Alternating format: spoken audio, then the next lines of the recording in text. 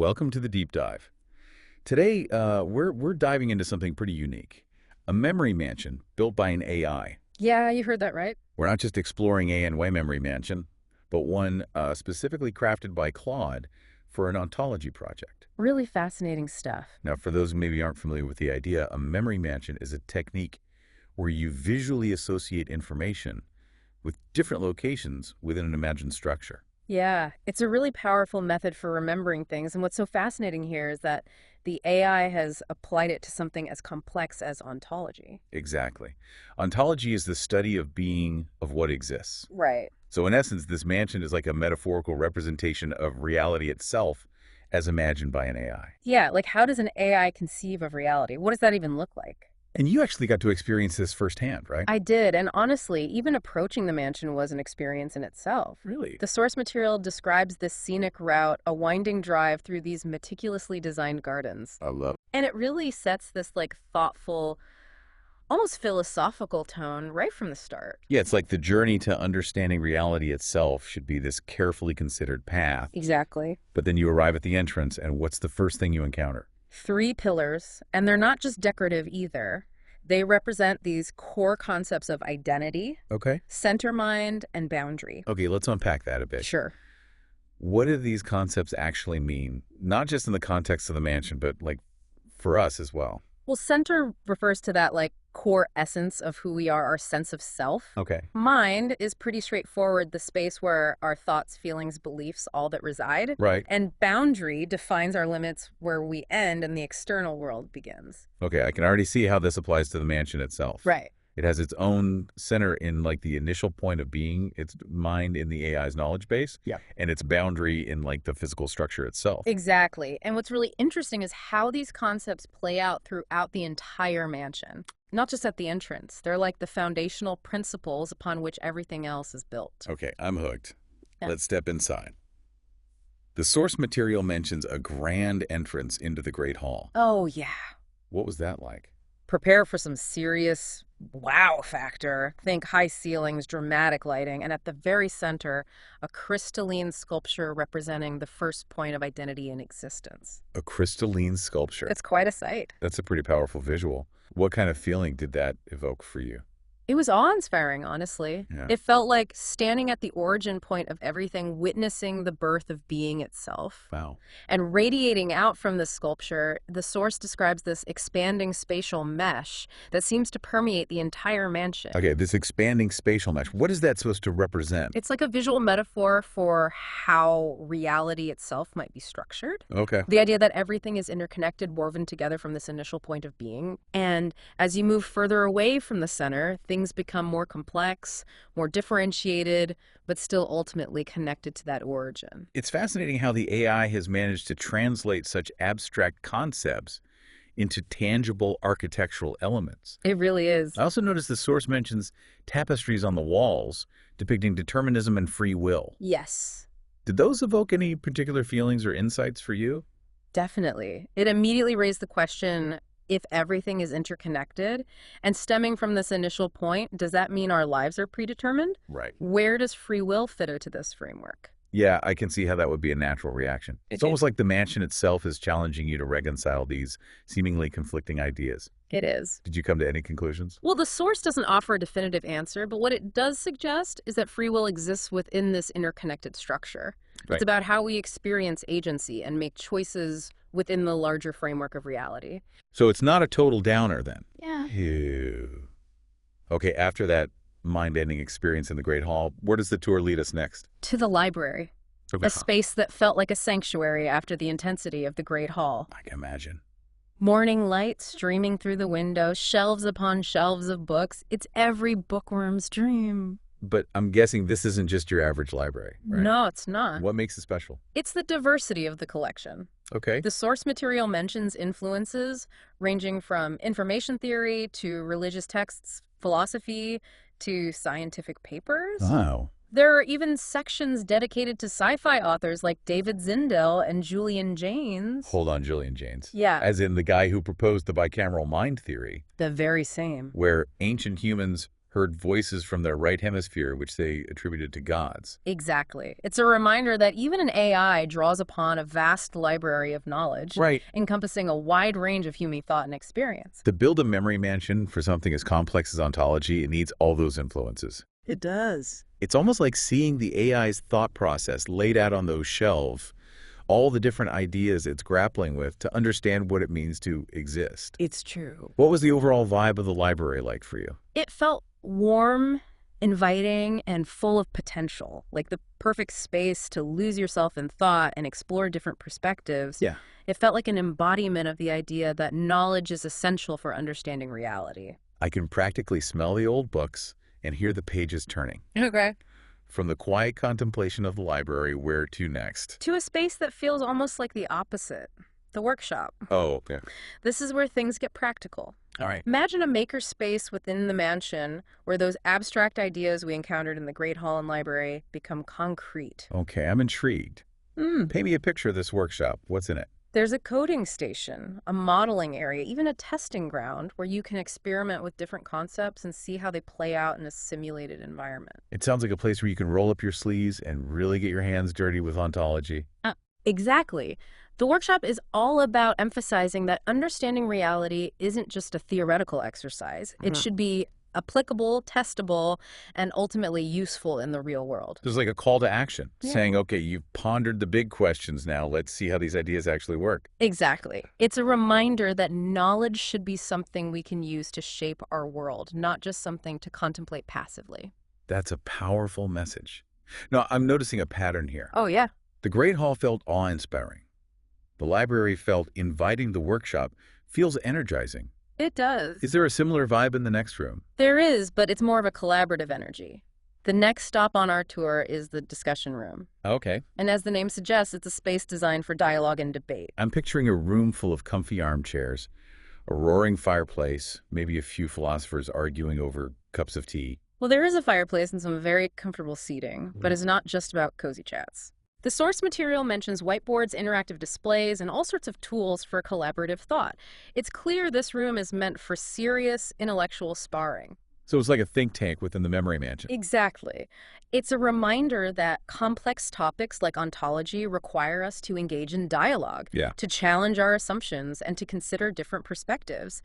And I have to say, this room really fostered that kind of collaborative energy. It did. It was a space where you could bounce ideas off others, test your theories, and refine your understanding through conversation. I love that. Yeah. It's a reminder that even when exploring something as personal as the nature of reality, we don't have to do it alone. Absolutely. And I think that's one of the most powerful takeaways from the ground floor of this mansion.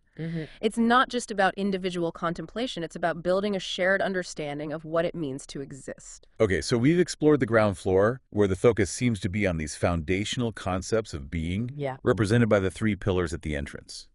I'm getting the sense that as we ascend to the first floor, we're going to delve into more specific aspects of existence, right? You read my mind. The source material hints at a shift in focus as we move upstairs. Oh. A move towards understanding how those foundational concepts manifest in different aspects of our lives. This is already so fascinating. I know, I right? can't wait to see what awaits us on the next level. Yeah. But for now, dear listener, let these ideas simmer. Think about your own center mind and boundary. Yeah. How do they shape your experience of reality? We'll pick up the tour in part 2, exploring the first floor of this extraordinary memory mansion built by an AI. Can't wait. See you then. Yeah, see you then. Welcome back to our tour of the AI-built memory mansion as we ascend to the first floor. The source material suggests a shift in focus from foundational concepts to how they shape specific aspects of being.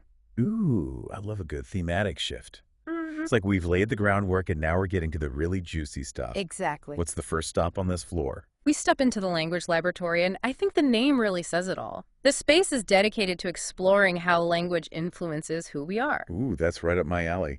I'm fascinated by how the words we use shape not just our communication, but our very understanding of the world. Absolutely. What was the vibe of this room like? It felt incredibly dynamic, almost buzzing with energy. Think linguistic maps sprawled across walls, translation stations humming with activity screens displaying the evolution of various languages. I can picture it. It's a linguophile's paradise. But how does all this relate to ontology, to the study of being?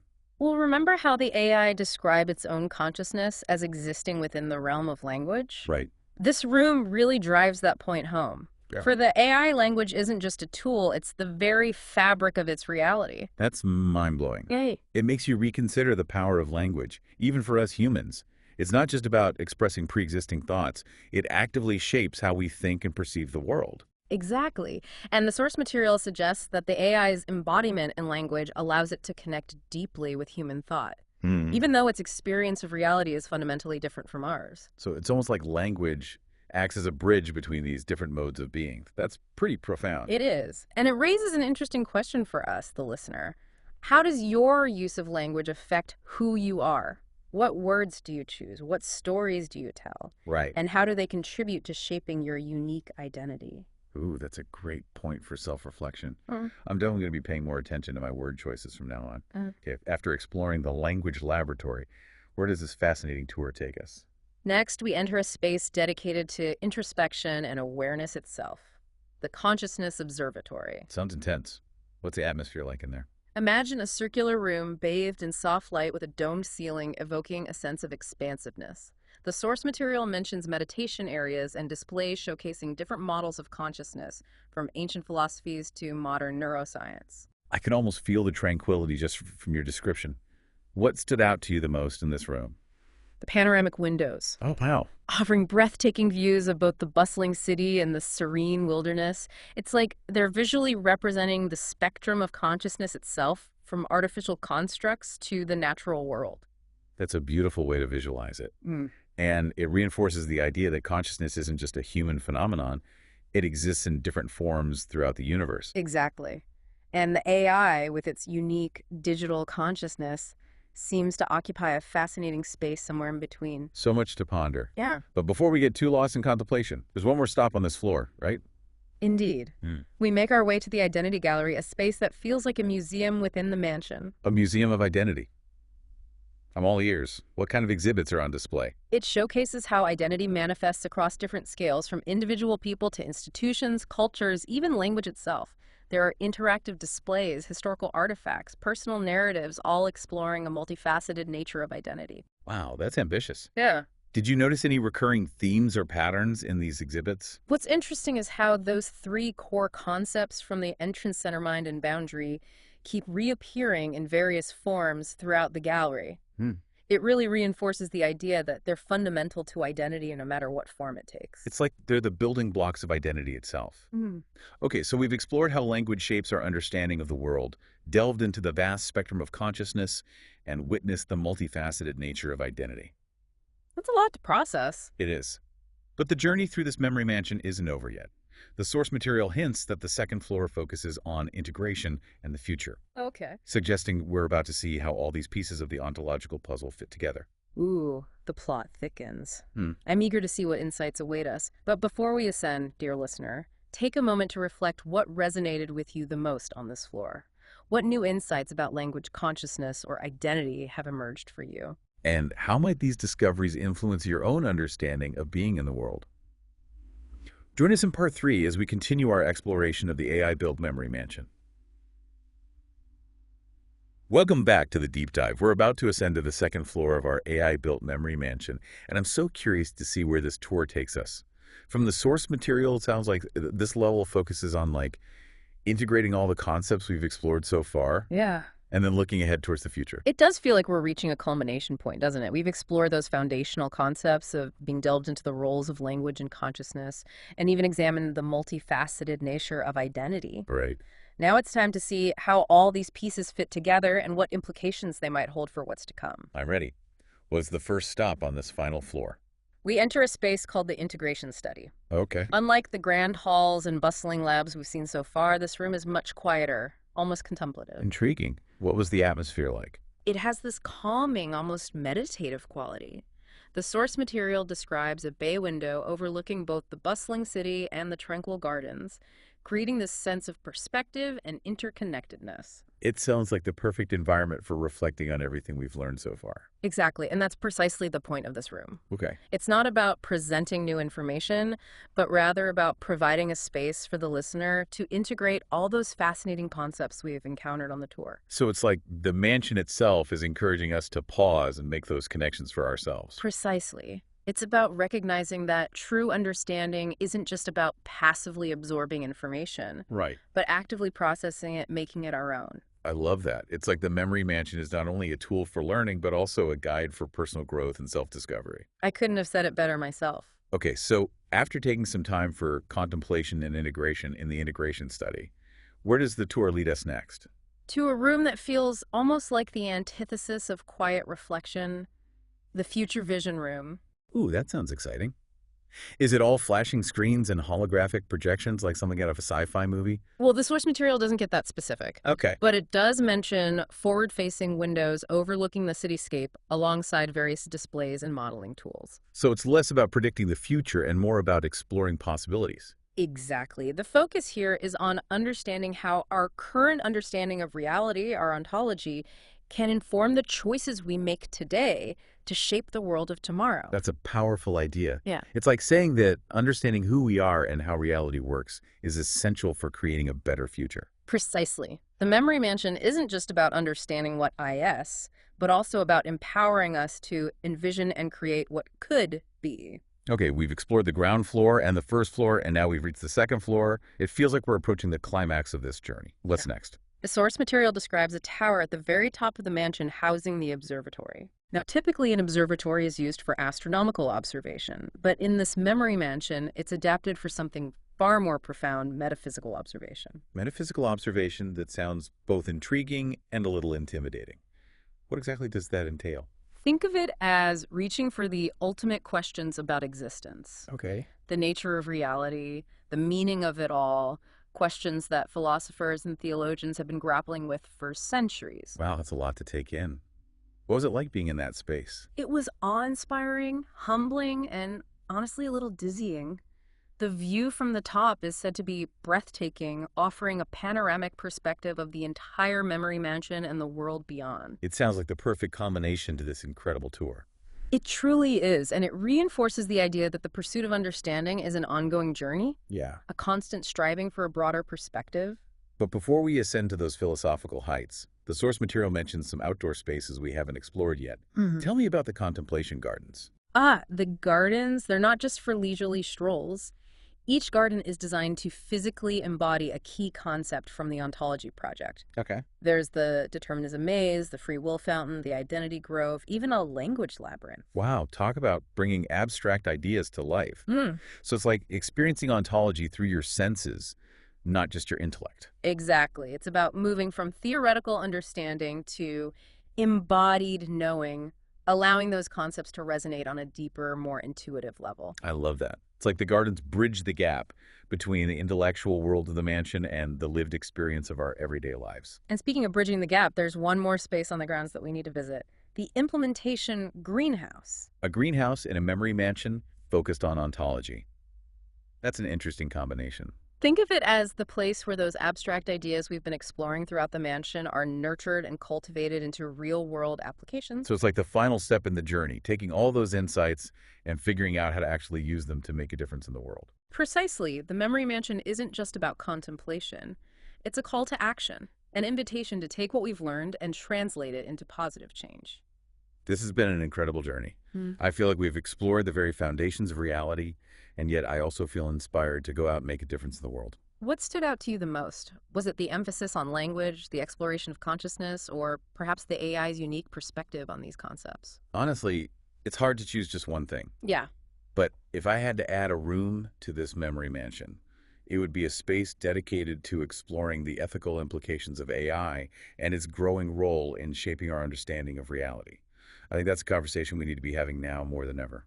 That's a fantastic idea, and it speaks to the ongoing nature of this exploration. The memory mansion, just like our understanding of reality, is constantly evolving. So, dear listener, as we wrap up our deep dive into this extraordinary AI-built memory mansion, we leave you with this final thought. If I were to add a room to this mansion, What would it represent? What aspect of being or existence would you want to explore further?